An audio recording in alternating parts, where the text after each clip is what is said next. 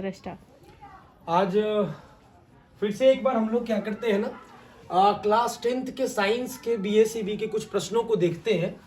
शायद ये आने वाले 2025 के एग्जाम में आपके लिए महत्वपूर्ण हो सकते हैं। मैंने अपने अनुभव के आधार पे ये प्रश्न को बनाया है, देखते हैं।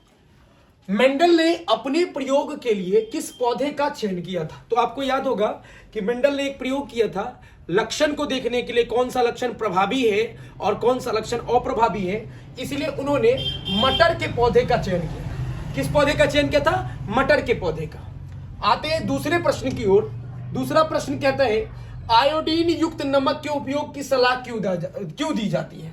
ये वही आयोडीन युक्त नमक की सलाह के बारे में बात की रही है जिसके कमी की वजह से घेंघा रोग हो जाता है। ये घेंघा रोग वही होता है जिसको हम लोग ग्वाइटर रोग भी कहते हैं या गलगोट भी बोलते हैं, जिसके वजह से पेशेंट जो होते हैं, जो रोगी होते हैं, उनका जो गला का भाग होता है वो उभड़ जाता है। तीसरे प्रश्नों पे चलते हैं। तो रंध्र मुख्यतः कहां पाए जाते हैं? तो आपको पता होगा कि रंध्र जो होते हैं वो पत्तियों पर पाए जाते हैं। ये रंध्र पत्तियों पे तो पाए जाते हैं, लेकिन जो मोटे मोटे तने होते हैं और बहुत वो बड़े बड़े जो पुराने वृक्ष होते हैं उनके तनों पर भी लेंटिसेल्स वगैरह पाए जाते हैं। चौथे प्रश्न की ओर बढ़ते हैं। प्रतिरोध का एसआई मात्रक क्या होता है? तो प्रतिरोध का एसआई मात्रक ओम होता है, जिसको हम लोग ओमेगा से दिखाते हैं। इसे ओम भी कहा जाता है और इसको ओमेगा। आपको याद होगा कि ओम का नियम किसी अचरताप पे जब किसी तार से विद्युत धारा प्रवाहित की जाती है तो वो विभवांतर के समानुपाती होती है। मतलब कि V directly proportional to I और I directly proportional to V, that is V is equals to IR। यानी कि प्रतिरोध जो होता है वो विद्युत धारा का विरोध करता है, इसीलिए इसका जो एसआई मात्रक होता है वो ओम होता है। हमारा पांचवा प्रश्न है कि वायुमंडल में CO2 का प्रतिशत कितना है? तो वायुमंडल में CO2 का प्रतिशत 0.03% होता है।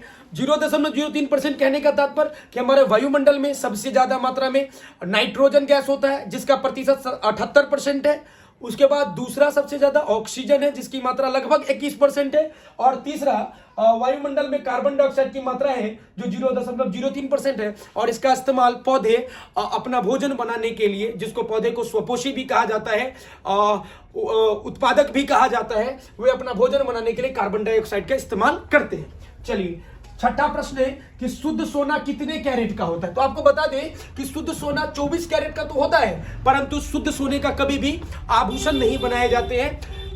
22.5 कैरेट सोना का लगभग आभूषण बनाए जाते हैं और कुछ उसमें फेंट करके आभूषण बना सकते हैं, क्योंकि 24 कैरेट सोना का अगर हम आभूषण बनाते हैं तो ये इतना नॉर्म, इतना सॉफ्ट होते हैं कि ये तुरंत जैसे ही हीट को पाते हैं तो वो पिघल सकते हैं। सातवां प्रश्न है कि विद्युत बल्ब का फिलामेंट किसका बना होता है? तो टंगस्टन का बना होता है। विद्युत बल्ब का फिलामेंट टंगस्टन का बना होता है। आठवां प्रश्न है हमारा, विद्युत हीटर में किस तार का उपयोग होता है?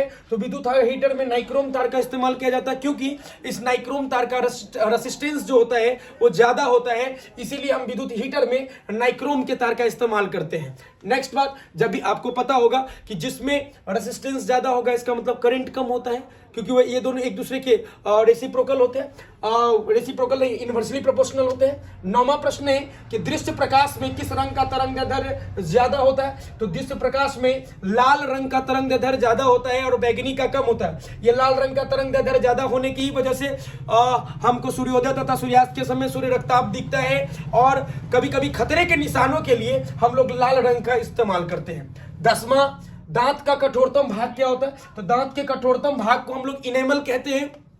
ये जो दांत का कठोरतम भाग इनेमल होता है, कभी कभी क्या होता है, हम लोग सुंदर दिखने के चक्कर में दांत की ऊपरी परत को साफ करवाते हैं, लेकिन हम लोगों को ऐसा करवाना नहीं चाहिए, क्योंकि जैसे ही आप दांत के ऊपरी परत को साफ करवाते हैं तो उसका इनेमल हट जाता है। फिर आप कुछ भी ठंडा या कुछ भी गर्म खाते हैं तो आपको खाने में थोड़ा झंझनाहट सी महसूस होती है। 11वां और अंतिम पॉइंट है हमारा कि ओजोन का आणविक सूत्र क्या होता है? तो ओजोन का आणविक सूत्र O3 होता है और वही ऑक्सीजन का आणविक सूत्र O2 होता है। ये ओजोन वही होता है जो सूर्य से आने वाली पराबैंगनी किरणों को ऊपर में ही रोक देती है। अगर ये हमारे पृथ्वी तक पहुंच जाए तो त्वचा का कैंसर रोग, इस समस्याओं से हम लोग जूझ सकते हैं। आई होप कि ये जो मैंने 11 प्रश्न दिए हैं उसके साथ डिस्कशन किए हैं, इससे बहुत सारे प्रश्नों का मैंने डिस्कशन किया है। ये आपको क्लास 10th के बिहार बोर्ड सीबीएसई साइंस के लिए इंपॉर्टेंट 2025 के इंपॉर्टेंट क्वेश्चंस थे, मैंने कराया है। आगे भी आपको हमारे इस पेज पे इंपॉर्टेंट क्वेश्चंस का सीरीज देखने को मिलेगा। Thank you so much.